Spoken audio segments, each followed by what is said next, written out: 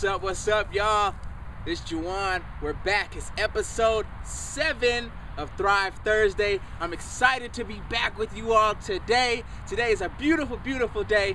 And today, for this episode of Thrive Thursday, I want to tell you about a few things that I've learned through yoga class. That's right, you heard me right. Your boy Juwan, I do go to yoga class. Surprisingly, yes, it's true. And, I kind of stumbled upon this yoga thing, but it's something that I'm really, really passionate about, something that has made a huge difference in my life. And I want to share a few of the principles that I've learned in yoga class with you today, if that's all right. So, I have to tell you a little bit of background, a story how I got into yoga. It's something that I'd always been kind of curious about. I heard many things and myths about it. I heard you had to be really flexible, that was really challenging. And so I decided that I was just going to try it out one day. And so about 4 months ago, I walked into my first yoga class. And I remember it like it was yesterday. I was really, really nervous going into that class, because first I was like the only black dude in the class. And there were only maybe like 2 other dudes in the class, period. So I was a little nervous about going into that class. And I walked into class and I had my mat and I kind of rolled the mat out. And I looked around at all the people and they looked real peaceful and like they knew what they were doing, sitting down, kind of getting centered. I was like, all right, I'm gonna look around, look to my left, look to my right. I said, all right, I'm gonna do what they do. I'm gonna look like I got this thing under control. But in reality, I had no clue what I was doing. But I sat down, and got ready for class, and the instructor came in and she was great. She was wonderful. Her name is Leah. And that began my first journey into yoga class. And true enough, in that class, I went twisted and turned my body in so many different directions that I didn't know it could go. And afterwards, I felt really loose.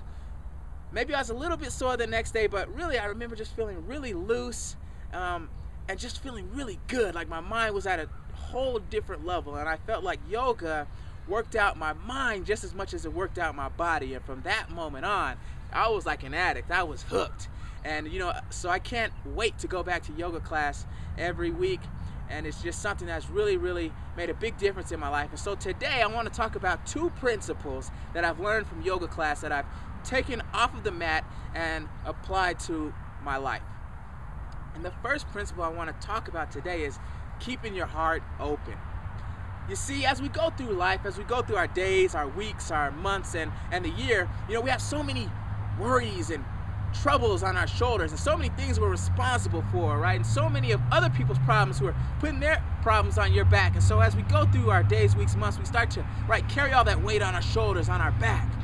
And wait a minute. Before I go any further in my point, I want you to check your posture right now. If you're sitting at your computer, check how you're sitting at that computer. If you're watching this on your phone, just check your posture right now and see, what's going on with your posture. All right. So back to the point, right? As we go through our days, our weeks, our months, our year, we start to carry all this weight on our shoulders. And a lot of times we carry it in our hips as well. And we start to kind of hunch over. And so yoga is really big on balance. And so a lot of the poses that we do in yoga class center on balancing us out. That too much of one thing or another thing is not good. So we need balance. And so a lot of the poses that we do in yoga center on opening our hearts up because we carry so much weight on our shoulders. So we do a lot of poses to open our hearts up. And of course, we're doing these poses on the mat, but I thought that it really applies to life. You see, oftentimes in life, we're going around with our hearts closed. We're afraid. Because of fear, we keep our hearts closed. We're afraid of taking on that new job because we don't know if we can be successful in it, or we're afraid of taking that new class or trying that new major because we're afraid of what people are going to think about us if we go into that field, or we're afraid to reach out and start that business because we don't know if we can be successful being entrepreneurs. And so we go through lives with our hearts closed. And I decided to make it a practice, not just on the mat, but in life, to walk around with my heart open, right? Being open to the new experiences and new people and new opportunities that life has to offer every single day. And yes, that means being open to the good and open to the bad, but that being open really means being alive and appreciating and making the most of this gift that we have called life. So I want you to make that a practice in your life, today, this week, this month, this year is keep your heart open to new experiences, to new people, to all that life has to offer for you.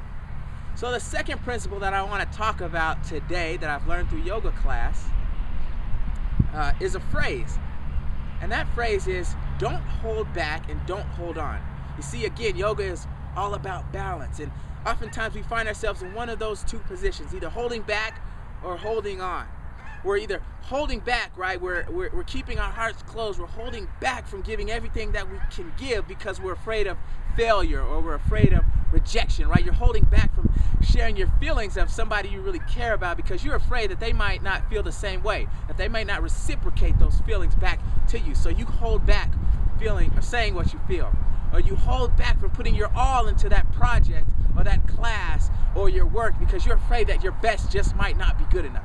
So I want us to get out of that habit of holding back, that put everything you have into what you do and just be okay with the consequences of that, of what comes out of it. Because if you give your best, I always say God will take care of the rest. So don't hold back. Give everything that you've got.